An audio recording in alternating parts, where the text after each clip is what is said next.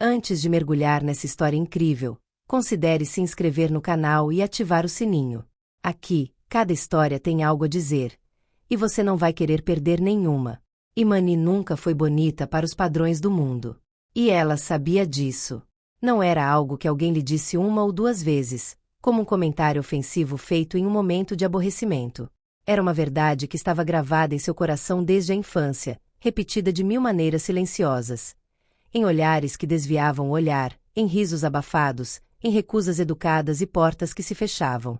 Uma grande mancha pigmentada marrom arroxeada se estendia pelo lado esquerdo do rosto dele, da têmpora até a base do maxilar.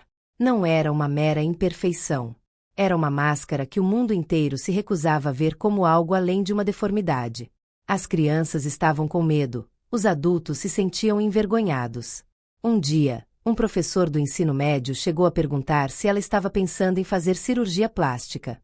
Ela não respondeu. Ela olhou para baixo, como sempre fazia. Seu olho direito, ligeiramente desviado, dava a impressão de que ela estava olhando para outro lugar, mesmo quando estava encarando alguém. Alguns interpretaram isso como distração, outros como fraqueza. Mas isso era apenas mais uma esquisitice para arquivar em seu arquivo de falhas. Ela não usava maquiagem, não por descuido, mas porque nenhuma base jamais havia coberto de verdade a mancha sem fazê-la parecer uma estátua de cera rachada.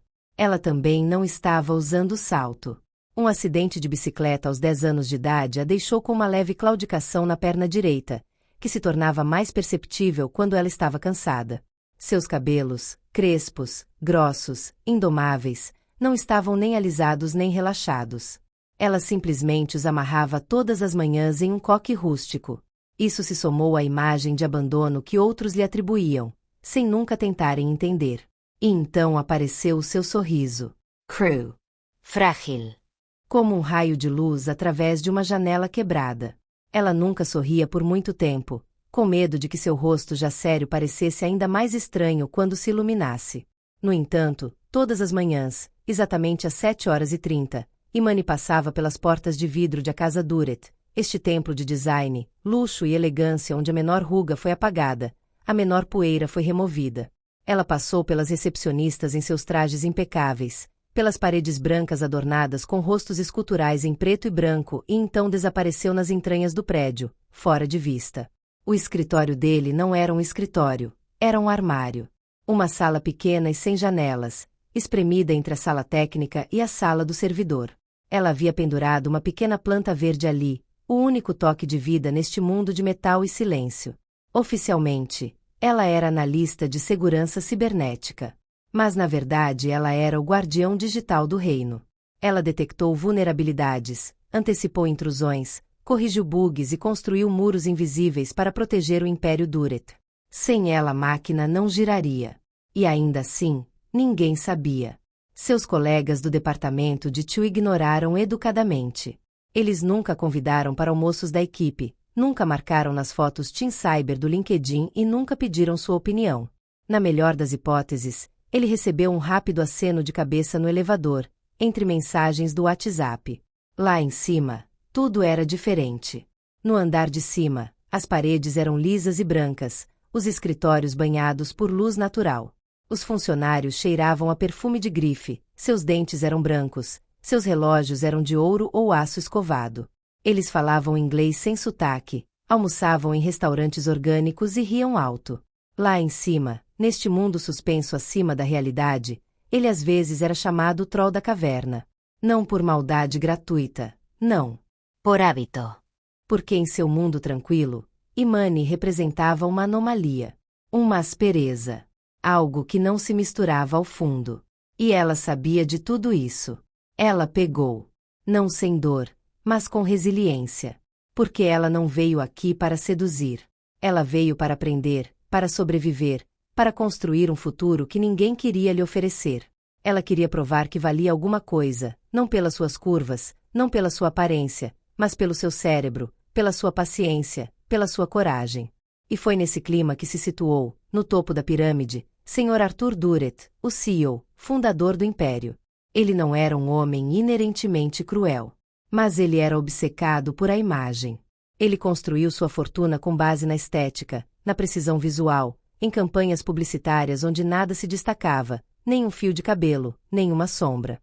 Para ele, a harmonia visual era um valor sagrado. Cada detalhe importava, e a feiura, mesmo acidental, não tinha lugar em seu reino.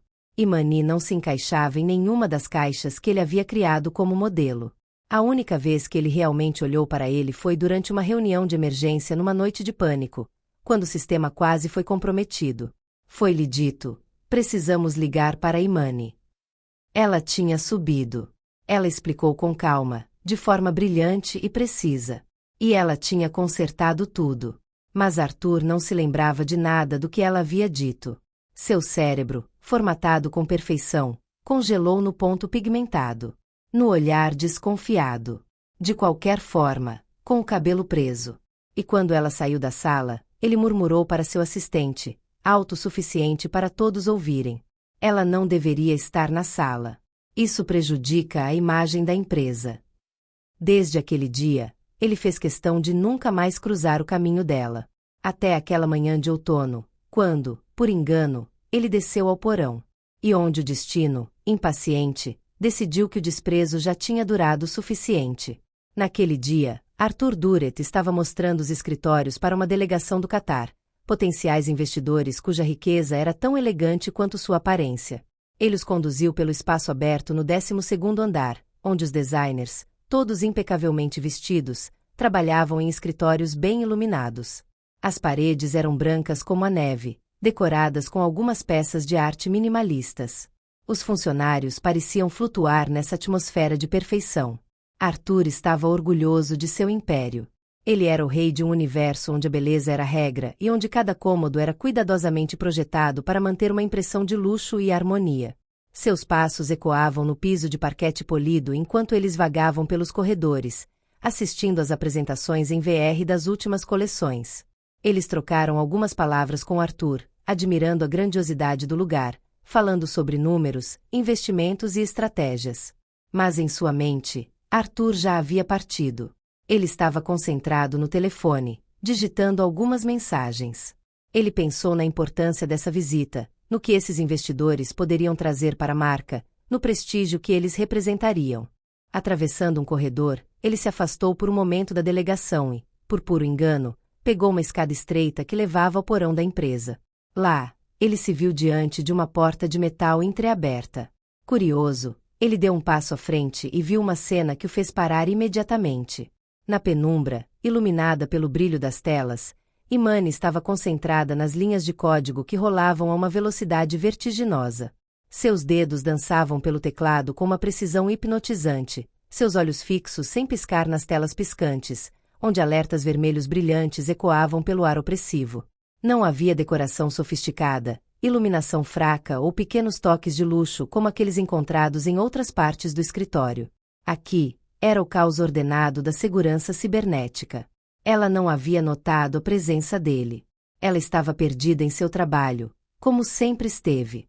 Era uma rotina que ela nunca havia compartilhado com ninguém, um trabalho que ela fazia nas sombras, fora do radar, mas essencial para a estrutura da empresa. Foi somente quando o som de passos no corredor a fez olhar para cima que ela finalmente o notou. O olhar de Arthur a perfurou. Ele olhou para ela por um momento. Mas não era um olhar curioso, respeitoso ou interessado. Não, era um olhar frio e calculista, como um inspetor de imagens julgando uma obra. Ele observou seu rosto marcado, sua pele irregular, seu cabelo preso descuidadamente e seu olhar evasivo. A cena, em sua mente, não se encaixava no quadro perfeito que ele havia construído. Ele nem teve tempo de se perguntar o que ela estava fazendo naquele porão àquela hora. Ele não tentou entender por que ela estava ali, porque ela estava sozinha. Ele a via como uma mancha em seu entorno. Imani, surpresa, olhou para ele por um momento. Um momento de estranheza pairou no ar. Ela sabia que algo estava errado. Mas ela não se moveu. Ela ficou ali, imóvel, esperando uma reação, temendo o que viria a seguir. Então, sem dizer mais nada, Arthur se endireitou e disse, num tom seco e cortante, tão afiado quanto a lâmina de uma faca: quem lhe deu permissão para trabalhar nessas condições? Não podemos ter pessoas aqui com isso. Ele falou essas palavras na frente de todos, sua voz ecoando no ar úmido do porão. O isso não era apenas um julgamento sobre seu ambiente. Não, ele estava falando dela. De Imani. Do seu rosto. Pela sua aparência. Como se sua aparência física tivesse o poder de alterar a imagem da Maison Duret. Como se, simplesmente por sua presença, ela estivesse manchando a aura de perfeição que ele havia erguido. Ele nem sequer se dirigiu a ela diretamente. Era como se ela fosse apenas um objeto, um incidente. Ele não estava lá para entender, para buscar uma explicação. Ele estava lá para reafirmar sua visão. Seu império tinha que ser puro, sem uma única nota falsa. Imani sentiu uma onda de calor crescer dentro dela. Não era vergonha que ele estava tentando infligir a ela, mas raiva, uma raiva calma e fria, apenas esperando para explodir. Mas ela se conteve. Porque ela sabia que seria em vão. Ela simplesmente baixou os olhos, como sempre fazia, e permaneceu naquela posição silenciosa. Ela não tinha intenção de chorar, implorar ou se defender. O que ele tinha acabado de dizer era cruel, mas era uma crueldade que ela já havia enfrentado com muita frequência. Foi apenas a repetição de um sistema cuja própria existência foi questionada. Arthur foi embora sem dizer mais nada. Mas esse silêncio, pesado e opressivo, a perseguia. Ela sabia o que estava por vir. Ela chegou em casa naquela noite e, ao abrir a caixa de correio, encontrou uma carta. Razões internas. Reorganização. Não havia mais nada. Nenhuma justificativa. Nenhuma explicação. Apenas uma limpeza brutal. Uma rejeição, tão sistemática quanto o olhar de Arthur. 3 semanas antes de sua demissão, Imani interceptou uma tentativa de invasão particularmente sofisticada. Um grupo de hackers, agindo discretamente, lançou um ataque em larga escala, com o objetivo de se infiltrar nos servidores financeiros da La Maison Duret. Se esse ataque tivesse tido sucesso, teria tido consequências catastróficas. Dados financeiros confidenciais, informações sobre clientes VIP, planos secretos para futuras cobranças. Tudo teria sido roubado e exposto. Imani tinha visto de tudo. Ele detectou a intrusão antes mesmo que ela atingisse os firewalls, isolou as vulnerabilidades num piscar de olhos e combateu o ataque por 96 horas seguidas. Ela não parou por 1 minuto sequer. Ela nem sequer fez uma pausa. O único som em seu apartamento era o do teclado, alertas rolando, códigos sendo ajustados. Ela salvou a empresa de um grande escândalo. Mas quem saberia? Pessoa. Ela não contou a ninguém sobre isso. Ela não buscou reconhecimento. Era apenas o trabalho dele. Era o que ela fazia de melhor. E, no entanto, naquela manhã, ela não estava mais lá. Ela se tornou invisível, apagada como um erro a mais. Uma semana após a partida de Imani, uma calma estranha reinava nos corredores da La Maison Duret. O ar estava pesado, como se a própria empresa tivesse percebido a iminência de uma catástrofe. Os funcionários, bem vestidos, bronzeados e impecáveis, continuavam seu trabalho com um ar distraído, como se ainda estivessem à sombra da ilusão perfeita que Arthur havia construído. Mas, no fundo, uma inquietação surda começou a crescer. As linhas de defesa digital foram cortadas, e todos sabiam que Imani era o escudo invisível. Certa manhã, ao amanhecer, os hackers retornaram. Desta vez, Imani não estava mais lá para supervisionar os sistemas. Suas telas em branco, deixadas nas sombras do porão, agora estavam silenciosas. Os alarmes não dispararam a tempo. As defesas cederam em 12 minutos.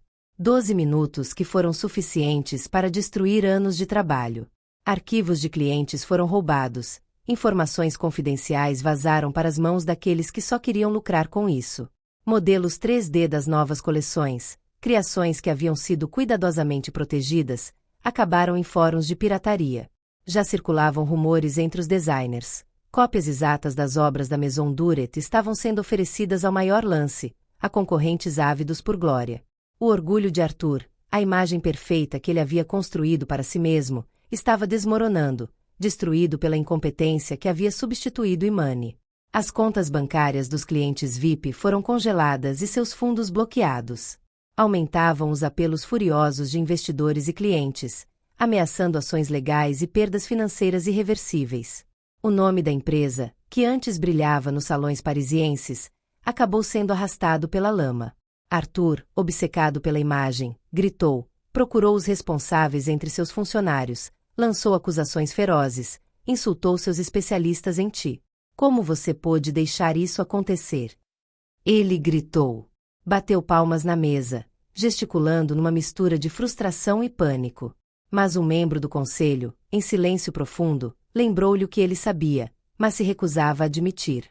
Você demitiu a única pessoa capaz de conter esse tipo de ameaça. Um arrepio percorreu a espinha de Arthur. Suas mãos tremiam quando ele percebeu o significado de sua decisão.